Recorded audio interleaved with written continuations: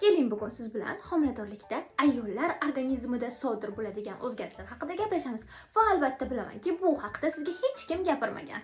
Birinchisi, yumshoq to'qimalardagi shishlarning paydo bo'lishi, ayniqsa burunning kartoshkadek kattalashib ketishi.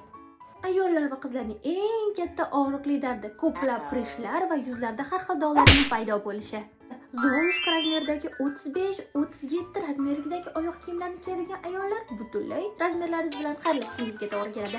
Chunki oyoqlarda shishlar paydo bo'lib, umuman o'zingizni razmeringizni kiyolmay qolasiz.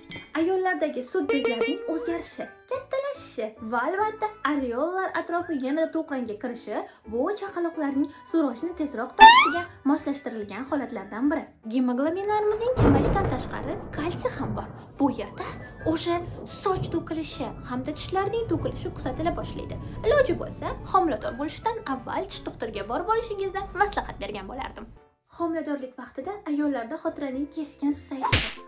Ayniqsa bunaqa paytlarda yoqimtoy homilador quyonchalarimiz bu xonaga nimaga o'zi kirganliklarini, shkafni nima uchun ochganliklarini, ba'zida berilib gapirayotgan gaplarini ham unutib qo'yishlari mumkin. Bu esa baby xotira deb ataladi. Yoqimtoy homilador quyonchalar, homiladorlikda organizmingizda qanaqa o'zgarishlar sodir bo'lganini kommentariyada yozib keting, chunki bu narsa biz uchun juda ham qiziq. Obuna bo'lishni unutmang.